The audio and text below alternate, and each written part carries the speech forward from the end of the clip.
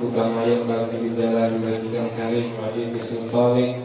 Allahumma salli ala sayyidina Muhammad wa ala ali sayyidina Muhammad.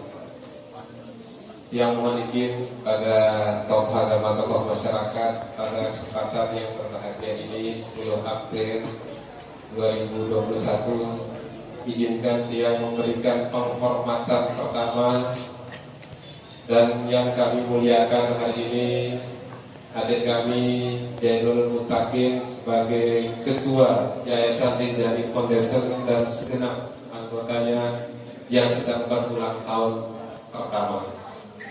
Al-Mukarramun, para pemuka agama, pemuka adat, tokoh masyarakat yang hadir pada kesempatan ini, yang dihormati Bapak Kepala Desa Songa, Bapak Kepala Desa Lumbu, Kepala Desa Kresa, bersama unsur ada Pak Babinsa, Polmas, dan tentu yang sama-sama kita muliakan anak-anakku, anak yatim yang sengaja pada kesempatan ini.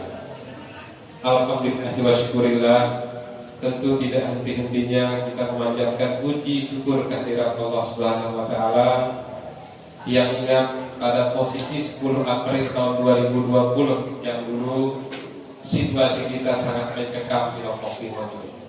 Semua gang kita tutup, jalan kita blokir karena puncak-puncak atau baru munculnya yang namanya coronavirus disease 19, selalu ketakutan, sehingga banyak orang mengatakan andai narak dengan mati karena COVID ini, setengahnya meninggal karena itu takut dideteksi.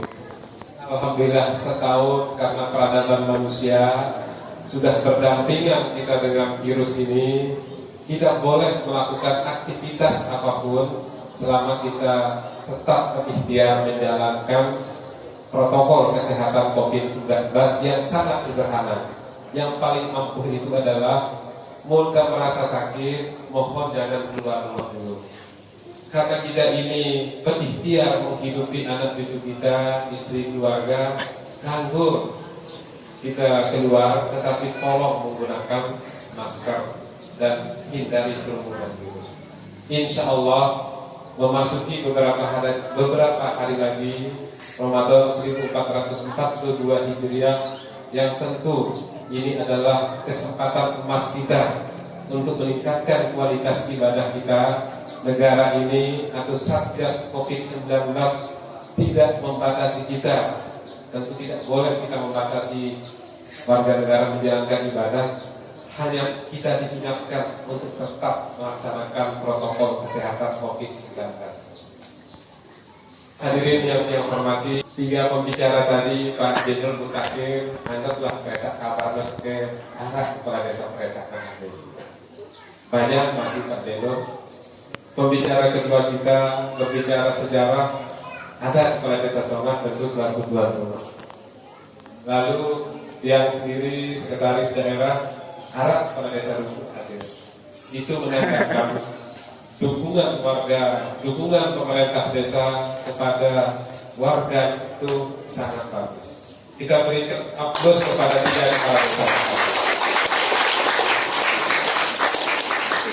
Pertama, salam Pak Bupati kepada kami, tentu atas nama pemerintah Kabupaten Lombok Timur, mengucapkan terima kasih dan penghargaan yang setinggi-tingginya kepada segenap keluarga besar Rinjani Foundation yang telah bersama pemerintah dan sudah terbukti dalam kurun waktu 1-2 tahun ini telah banyak membantu masyarakat kita yang kurang beruntung. Walaupun secara teori tidak cukup heran, Pak Kepala Desa, Bapak Ibu, jangan tersinggung Pak Zainul. Kalau kita ikuti yang namanya foundation itu, pasti dengan maksudnya ada namanya Ford Foundation. Ford Foundation ini adalah bisnis atau pengusaha mobil paling kaya di Amerika. Saking duit kepengna tidak tahu apa kita gawe, niatlah yayasan yang namanya Ford Foundation. Lalu ada namanya Bill Gates Foundation. orang paling kaya di dunia saat ini karena dialah yang menciptakan Microsoft komputer sejenisnya ini terbentuk saking lu efeknya tidak tahu namanya Mia Yayasan Ford Foundation, Bill Gates Foundation.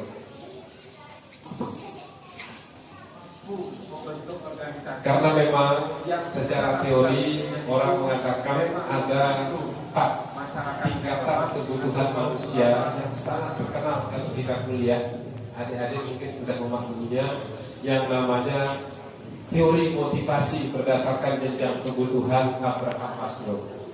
Bahwa yang namanya manusia ini pasti yang pertama dipikirkan itu adalah kebutuhan fisiologis.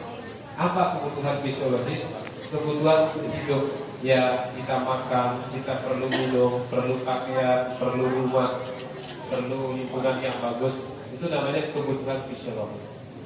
Kalau sudah terpenuhi kebutuhan fisiologis itu, kita ingin keselamatan atau keamanan kita. Kita cukup hidup besar, butuh kita rasa aman. Kalau sudah terpenuhi rasa selamat dan aman itu, barulah orang berpikir kebutuhan sosial. Perlu kita bersosialisasi dengan masyarakat kita. Setelah kebutuhan sosial itu muncul yang namanya kebutuhan untuk dihargai. Dan yang terakhir, yang kelima, mohon maaf ada 5 jenjang, adalah aktualisasi diri. Kalau yang sebut tadi ada Bill Gates Foundation, ada Ford Foundation, atau Bakri Foundation, itu adalah karena mereka kaya apa? Jadi ibarat aiko, wah isikan gelas, kepenuhan gelas tumpah itulah yang ditumpahkan sehingga membentuk yayasan atau lembaga donor. Selamat datang Pak Direktur Agrus Laparan. Nah, yang unik dari Rinjeli Foundation adalah, mohon maaf, kalau dari sisi pandangan dunia tentu belum berkecukupan, tetapi mampu membentuk organisasi yang secara notabene-nya itu memang membantu masyarakat yang lemah atau kaum duafa, masyarakat kelompok timur yang sakit, masyarakat kelompok timur yang butuh perhatian pemerintah, anak yatim dan seterusnya. Karena itulah tidak salah pemerintah kabupaten memberikan penghargaan dan apresiasi setinggi-tingginya kepada Yayasan Rinjani Foundation. Kita semoga akhirnya dia penasaran, daripada saya tanya Pak Bedol ini, bisa jadi dia membuat alasan-alasan, dia bukan buku lagi. Setelah dia memahami buku, ternyata memang motivasinya adalah saling bantu-membantu. Berarti dasar kita itu adalah surat Al-Maidah ayat 2.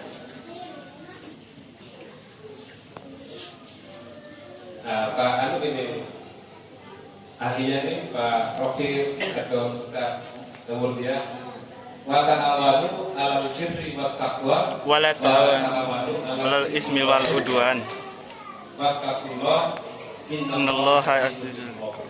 Artinya apa? Kita memang hidup ini, ya firman Allah itu kan untuk kita laksanakan, bukan sekedar kita baca, bukan sekedar kita diskusikan, tapi untuk kita amalkan. Bahwa memang esensi kita hidup itu adalah bagaimana kita tolong-menolong dalam kebaikan dan ketakwaan, dan jangan sebaliknya. Nah, kalau itu cocok saya bilang, karena di ayat ini, di surat Al-Maidah ayat 2 ini tidak disebutkan orang kaya, orang miskin, orang berada atau tidak berada, tetapi semua kita, dan tentu semua itu dalam kategori orang yang bertakwa. Mudah-mudahan semua kita yang hadir pada majelis ini, yang bergabung dengan Yayasan Rinjani Foundation ini, mudah-mudahan tergolong hamba Allah yang takwa. Amin. Lalu yang baca juga salah satu literatur, mohon yang diluruskan, yang bukan sekolah pondok, yang hanya membaca. Kalau kami tidak hilang kisah ini di zaman Nabiullah Nabi Musa, di mana ada sepasang suami istri yang sangat miskin, sehingga istrinya ini selalu menghayat kepada suaminya, Iran sudah bangun dengan itu. Tetapi karena semua masyarakat waktu itu yakin doanya Nabi Musa ini selalu dikabulkan oleh Allah Subhanahu wa Ta'ala, hebat sang istri ini.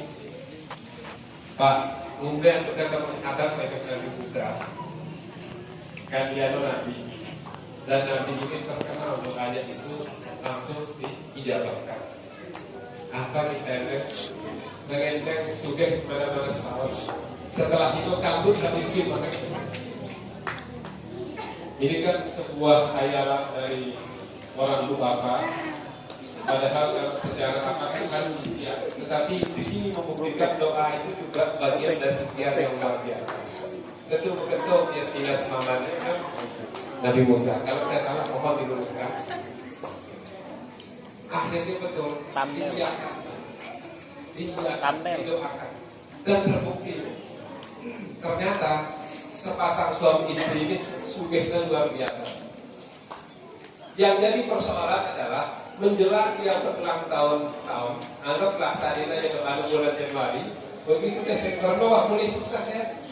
Mah, kadang-kadang kita setahun kan dengan sugih, kita kembali miskin, tidak apa-apa rasa kita dengan sugih, kadang pada doa mudah-mudahan. Tetapi yang menarik dari keluarga ini adalah pada saat diberikan kesempatan untuk kaya itu, rasanya diingat perasaan atau rasa orang miskin itu, sehingga begitu rezekinya banyak selalu disedekahkan kepada, selalu diberikan orang yang membutuhkan pertolongan. Yang ajaib adalah setelah tinggal 1 tahun pun ternyata kekayaan ini tidak dicabut oleh Allah Subhanahu wa Ta'ala. Sampai 2 tahun tetap saja video sehingga bertanya juga kan kontraktor setahun kan sudah masih juga dialog Nabi Musa dengan Allah itu bahwa karena Nabi Musa termasuk Nabi yang bisa mukjizatnya itu berdialog dengan Yang Maha Kuasa. Jawabannya adalah betul saya tutup satu pintu rezeki dari kaum itu Nabi Musa, tetapi karena dia lagi bersedekah, maka andai pun dia kaya sekarang ini karena datang dari pintu-pintu rezeki yang lain. Mudah-mudahan ini menjadi motivasi atau semangat bagi kita semua, khususnya adik-adik saya yang bergabung dalam Rijal Foundation. Bersabarlah, istiqomahlah terhadap hal-hal yang baik ini. Insya Allah dengan contoh kisah yang tadi, bukan kita mau kaya, paling tidak kita tidak miskin, paling tidak kita berkecukupan, karena Allah sudah menjanjikan kita. Kalau kita saling bantu membantu, tolong menolong, maka pintu-pintu rezeki yang lain dari Allah Subhanahu wa Ta'ala itu insya Allah. Bapak Ibu, adik-adik, anak-anakku yang dicintai, tahun 2010 yang pernah kursus di Korea. Profesor di Korea itu mengatakan bahwa atas pertanyaan kami waktu itu, apa yang menyebabkan Korea ini jauh meninggalkan Indonesia, padahal kami tahu tahun 55 Indonesia juga sudah merdeka. Waktu itu masih udah lama, tidak masih ada persoalan politik, demokrasi di Indonesia. Tetapi Korea tahun 50-an itu juga dilanda perang Korea antara Korea Utara dan Korea Selatan. Yang namanya negara perang, pasti masyarakatnya juga ikut menderita. Pertanyaannya, mengapa Korea Selatan jauh meninggalkan ekonomi Indonesia? Jawaban Profesor Kim waktu di Seoul itu adalah Korea Selatan ini rumusnya hanya 2. Rumusnya itu adalah motivasi dan fokus. Nah ini yang membedakan kita Indonesia dengan Korea saat ini. Untuk majunya Korea itu ada semangat, dan kita kan namanya semangat gotong royong. Kalau di Korea itu ada namanya semangat Semaut Undong. Semaut Undong itu adalah nilai-nilai luhur orang Korea, yang nilai-nilai itulah yang dipakai untuk bangkit dari ketertinggalannya sehingga mereka bisa maju bersaing dengan Jepang, bersaing dengan China dan negara-negara lain. Apa Semaut Undong itu? isi semua undang itu hanya dua. Yang berbuat apa saja harus dilandaskan pada dua hal. Hal yang pertama itu namanya motivasi. Motivasi inilah yang menyuruh kita kuat. Apa dasar kita berkuat? Kalau tadi Jainul atau Dr. Rofil mengatakan ikhlasan, billahi ta'ala, dan begitu. Motivasi kita adalah agama, begitu juga di Korea itu. Mereka karena etikanya etika Protestan, sekarang di Korea itu banyak agama Kristen Protestan, bahwa kalau menurut mereka hidup itu adalah kerja. Jadi siapa yang bekerja keras, itulah yang dikatakan hidup, itu motivasi mereka. Sehingga memang mereka diberikan kebahagiaan di dunia yang luar biasa. Kalau kita kan tidak, motivasi hidup kita ini yang dikatakan tadi, khairun nas anfa'uhum linnas.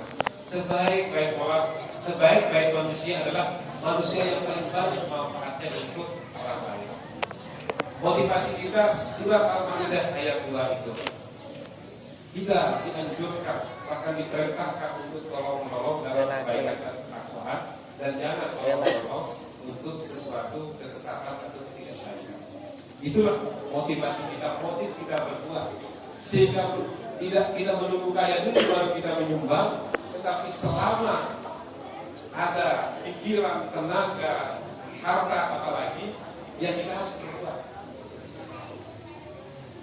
Lalu yang lebihnya orang kedua selain dia punya motivasi yang kuat itu adalah dia fokus. Nah inilah yang membedakan kita dengan orang Korea yang sangat nyata. Kalau orang Korea itu munuh gawe A, ya ada gawe nas. Ya kalau istilah Maulana Syekh dulu pernah dia dengar pengajiannya, pasir ini kita genggam 8 tahun saja, pasir ini bisa menjadi emas. Itulah yang dimaksud profesionalisme. Jadi ujian menjadi pondasar ini bisa nggak usianya sampai 8 tahun? Udah Allah liwat 8 tahun, ibarat kita berumah tangga, di sanalah puncak dari hikmah keberkahan itu adik-adik akan dapat. Sekarang kan baru anggaplah kalau didirikan secara tetap itu 2 tahun, secara de jure baru setahun, baru dia bertahan menjadi pondasar sampai 8 tahun. Ini tantangan.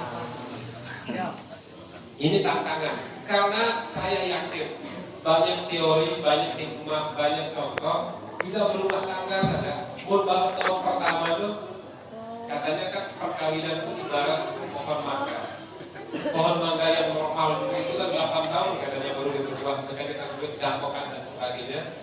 Tapi usia perkawinan 8 tahun itu tantangannya tidak banyak. Makanya mengapa para pendiri Islam tidak naik masa jabatan itu 5 tahun, karena teori dasarnya adalah 8 tahun itu. Mudah-mudahan saya berdoa ini memantik bagi Rin dan Foundation dan bau berulang tahun ke-8. Amin. Kalau sudah 8 tahun itu di samping akar dan pohon yang kuat, maka dia sudah berbuah. Jadi itu yang dikatakan oleh orang Korea, fokus. Di Indonesia ini salah satu kelemahan kita.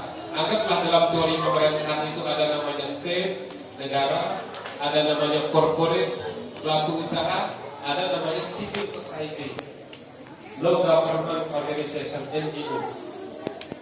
NGO atau aktivis itu baru dia kuat, baru dia sukses, baru dia berhasil kalau dia fokus terhadap satu bidang.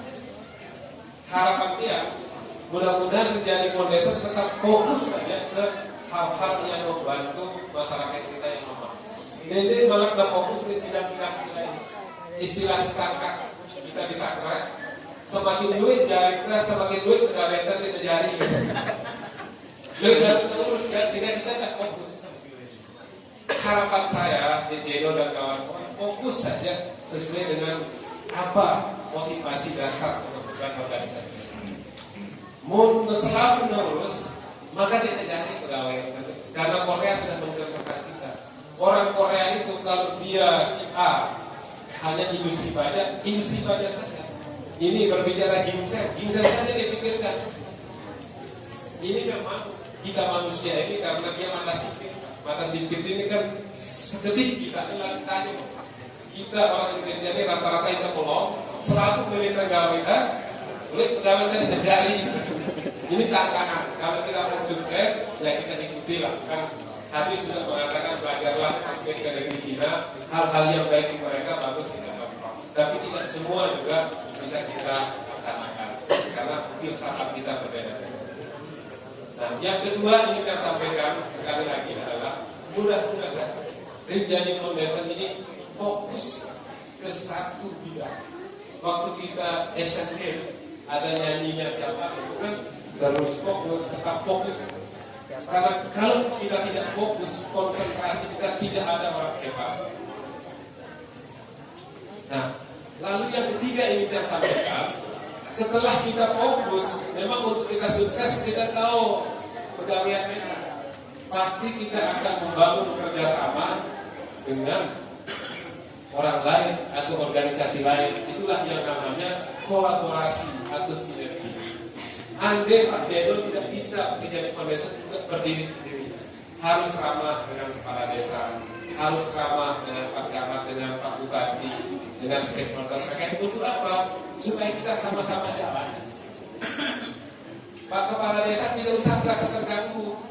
Pasti janji politiknya Kepala Desa itu kan mensejahterakan rakyatnya. Lalu dalam perjalanan mereka tahu ada masalah sini kumpul dan sebagainya, hadir di Kepala Desa banyak tidak ada. Itulah kita menasehati. Yang penting katanya waktu itu mulai kepada ibadah tak ikhlas. Nah makanya dalam teori organisasi modern, di samping kita melakukan kolaborasi, juga penting untuk kita ikhlas menerima kritikan. C yang pertama itu adalah kolaborasi, C yang kedua itu adalah kritikan. Itu harus kita terima. Karena tanpa kritikan, orang mengatakan pesawat terbang pun bisa terbang ke atas, mengatakan kita memang rombongan ke Jakarta karena dia melawan angin. Anggaplah angin itu kritikan. Tanpa angin tidak bisa pesawat terbang itu akan naik. Tanpa gelombang tidak bisa kapal laut itu juga. Gelombang itulah yang diputar, angin inilah yang diputar oleh mesin pesawat yang bisa menerbangkan pesawat itu. Waktu zaman B.J. Habibie membuat pesawat itu, diibaratkan dia Habibie itu melihat bumbitnya, burung ini kayaknya mau terbang. Dan berlalu waktu itu yang saya baca buku Habibie, diperhatikan oleh Pak Habibie, batu itu sebelum terbang pasti kepak-kepak sayapnya dulu untuk menimbulkan angin. Angin itulah yang mengangkat dia naik ke atas. Angin itu kita ibaratkan kritikan. Angin darat dengan polimeno misalnya, atau seragam itu orang kakak dari kondesernya misalnya. Lagu joki kasih motor perfect misalnya, nah itu kritikan.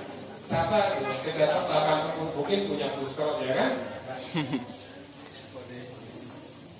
Nah itulah kritikan itu penting. C yang ketiga ini tidak kalah pentingnya adalah kreatif. Mau jadi pemerintah kepala desa, dari camat, dari bupati, menjadi ketua menjadi kodesa atau ketua lembaga adat, mungkin kita kreatif zaman ini mati kan. Makanya orang mengatakan 3C, kolaborasi, kritik, dan kreatif. Mengapa kita harus kreatif? Karena orang manusia ini semakin banyak. Jadi selalu value of many, nilai buah atau nilai tambah dari sesuatu itu baru bisa kita dapatkan kalau kita kreatif. Mungkin dan kreatif, mau lembaga doang atau pegawai 10 tahun yang lalu dengan 10 tahun sekarang, dia mati. Dari bantuan kami, mohon maaf kalau dia memang lumpuh, bilang itu lewat misalnya ini, tahun 2000-an saya melihat Songat perubahannya sungguh luar biasa. Sehingga kalau kita lihat Songat sekarang, pasti berbeda dengan Songat 20 atau 30 tahun yang lalu, apalagi 40 tahun yang lalu. Dia melihat, ya karena masyarakat Songat sudah mulai kreatif, membuka jalur bisnis kembali, membuka toko-toko dan sebagainya. Sehingga mulai batu Songat belanja ke Kelungkung, mereka batu Kelungkung belanja ke Songat yang Pak kan? Ya, posisi Songat sangat bagus, ada di pinggir jalan. Insya Allah Bapak Ibu dalam waktu dekat jembatan ini akan diperlebar dan dinaikkan sehingga tidak terlalu membahayakan bagi masyarakat kita. Tentu dengan terbukanya jembatan ini langsung atau tidak langsung berdampak juga kepada masyarakat kita yang ada di zona. Tinggal bagaimana kita kreatif memanfaatkan perubahan-perubahan. Terakhir, Bapak Ibu, karena Rinjani Foundation yang berulang tahun, tentu yang hanya menitip pesan ini kepada Pak Denny dan kawan-kawan. Tadi dia mengatakan mudah-mudahan Rinjani Foundation ini baru umurnya sampai 8 tahun. Karena dalam teori sosiologi organisasi dikatakan banyak lembaga masyarakat itu terbentuk cepat, lembaga organisasi itu bertambah, tapi lebih cepat lagi dia mati kan. Ada teori mengatakan pertumbuhan organisasi itu sangat cepat, tetapi lebih cepat lagi mereka mati kan. Banyak orang membuat organisasi, tetapi anggaplah dia berpikir 4 tahun untuk membentuk organisasinya, tetapi kurang 4 tahun, biarkan dia membentuk organisasinya, booming naik. Nah, Max Weber ini adalah seorang guru pabrik. Dialah menciptakan teori birokrasi. Nah, birokrasi ini kan ya pemerintah desa namanya birokrasi, pemerintah kecamatan namanya birokrasi, kabupaten dulu sampai pusat namanya birokrasi. Yang paling hebat organisasi ini adalah birokrasi. Organisasi birokrasi itu yuk ganti-ganti bupatinya, tetap kurang birokrasi ini dia eksis katanya. Jadi Max Weber itu menyusun teori yang mengatakan untuk menjaga keberlangsungan sebuah organisasi apa saja, diawali dengan organisasi di pabrik waktu itu, dilahirkanlah yang namanya prinsip-prinsip birokrasi. Terkenallah birokrasi Weberian. Apa yang berikan 3 saja? Ada 8 prinsipnya. Yang pertama itu adalah adanya satu kesatuan komando. Ini mohon maaf Pak Guru yang menurut hati-hati. Satu kesatuan komando. Kayak orang mengatakan loyalitas. Nah, satu kesatuan komando itu sama dengan loyalitas. Munsida pada doa tidak menghargai pemimpinnya, maka jangan berharap orang lain menghargai pemimpin Anda. Padahal pemimpin itu adalah simbol dari organisasi. Makanya kita kalau tadi tidak dibina pasti dari peperan. Nah, itulah yang dikatakan satu kesatuan komando. Organisasi-organisasi yang cenderung bertahan ini memang organisasi komandonya sangat kuat. Mudah-mudahan terjemahkanlah karena ini membolehkan banyak sejarah apa makna dari satu kesatuan komando. Yang kedua adalah harus ada pembagian tugas yang jelas. Jadi kita tahu yang manajemen bakso atau manajemen tukang sate, dia kagennya dia 4, kagen 2 yang 2 kan. Harus ada siapa mengerjakan apa itu harus jelas.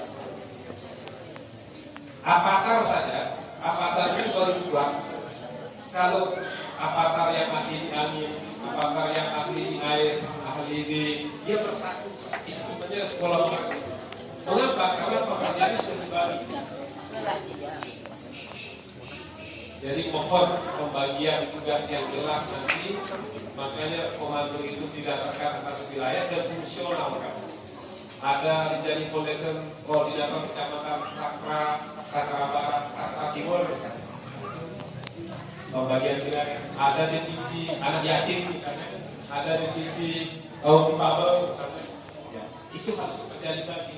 Mutlakutnya berserah dengan pimpinan, yang pimpinan ini manusia itu sudah punya keterbatasan. Dan yang terakhir prinsip ketiga itu adalah disiplin. Orang Cina, Israel di Amerika atau Korea ini dia bisa seperti ini adalah karena disiplin. Apa sih disiplin itu? Ya disiplin ini sebenarnya kualitas dari loyalitas. Disiplin itu adalah kualitas dari loyalitas. Mun bahasa katakan, mun waktu muni tahu, ya harus tahu betul.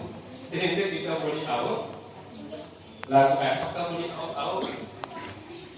Misalnya hari ini ada berita, Dorna mengatakan sirkuit MotoGP ini akan bisa kita dipakai, bisa dilaksanakan pada 22 Maret 2022. Kalau dia yakin yang itu akan terlaksana, mengapa? Dengan para itu lebihnya sebelum diucapkan sesuatu itu boleh dikira. Ya ini koreksi bagi penelitian juga. kita biasanya di Indonesia ini hanya dapat kita yang pengen selesai masalah ini. Nanti sakit bakar kontrak yang mudah-mudah hilang sakit bakar kita satu kali, tapi besok muncul lagi. Kita jarang berpikir mengapa kita sakit kepala ini. Apakah kita kurang istirahat atau pikiran yang tidak berat akar masalahnya kan tidak. Nah, disiplin itu artinya apa yang sudah kita sanggupi itu ya tentu ya oleh layu waktu dia lewat istilahnya berterima dia mau buat itu kedua. Ya kita juga pasti punya seperti itu. Orang tua kita sudah mengajarkan disiplin ini sebenarnya intisari dari semuanya kita. Untuk berencana yang harus kita gawe. Mohon maaf Bapak Ibu, mengapa yang di usia muda bisa dipilih oleh Bupati menjadi segera? Mungkin di samping ada hal-hal lain, salah satu yang dia introspeksi diri adalah selalu yang bilang siap dipimpin aku. Tak pernah yang bilang tidak. Tetapi nanti saya kerjakan lalu pun pegawai si pegawai ini kira-kira kita langgar tempo, menyebabkan kita korupsi dan sebagainya, kita kembali lalu wah kalau kita tahu di mana apa-apa di pimpinan wah tidak bisa Pak Bupati tidak bisa lalu gitu kita ikhtiarkan dulu lalu untuk wakil dia kira-kira akan berhadapan dengan tempo kita lama kita tulah lalu wah itu mungkin Bapak Ibu yang dapat saya sampaikan. Sekali lagi mudah-mudahan saya sampaikan di ulang pertama ini ada maknanya bagi keluarga besar Rinjani Foundation. Tidak bisa tinggal 1 tahun, 3 tahun sama membuktikan diri. Yang yakin kalau organisasi sudah berumur 8 tahun maka banyak hal tidak bisa kita lakukan. Ibarat kita rumah tangga, muter rumah tangga baru tahun ke bawah, makanya dengan sasak menit ujiannya sampai anak kedua. Karena biasa anak ketiga itu lahir pada saat usia perkawinan sudah 8 tahun. Mudah liwat 8 tahun itu manisnya berumah tangga itu nanti merasakan. Rumah tangga itu sama dengan organisasi. Dan terakhir tentu dia mengucapkan penghargaan setinggi-tingginya juga. Karena orang yang berulang tahun itu minimal maknanya 3. Pertama kita bersyukur, yang kedua kita introspeksi diri, yang ketiga adalah kita berbagi. Jujur belum yang karena memberikan bantuan kepada Rinjani Foundation untuk 6 tahunnya ini kita lihat katanya Pak Bupati lalu jemaat berlapor, nah itu punya berbagi tanpa bantuan pemerintah pun mereka berbagi. Ini kan luar biasa. Ini yang kita syukuri karena biasanya punya berulang tahun ya harapnya si ulang tahun menerima memang tidak. Nah itu kita syukuri ini anak yatim diundang, mudah-mudahan kita suka untuk anak yatim sehingga 3 makna ulang tahun yang pertama adalah kita bersyukur, yang kedua kita introspeksi diri, yang ketiga kita berbagi. Walaupun kita mesti jumlahnya besar, tapi sudah dipraktekkan di usia Rinjani Foundation yang baru 1 tahun. Demikian yang saya sampaikan. Mohon maaf apabila ada kata kurang, salah dilakukan berkata dia. Mudah-mudahan kita akan memaafkan dan tentu atas nama pemerintah kabupaten yang juga mengucapkan dalam beberapa hari ke depan kita akan menjalankan ibadah 1 bulan penuh di bulan suci Ramadan. Tentu kita berharap mudah-mudahan diberikan kesehatan, kegiatan, mudah-mudahan kualitas Ramadan kita dari tahun ke tahun semakin meningkat. Bila kita beri percaya, wassalamualaikum warahmatullahi wabarakatuh.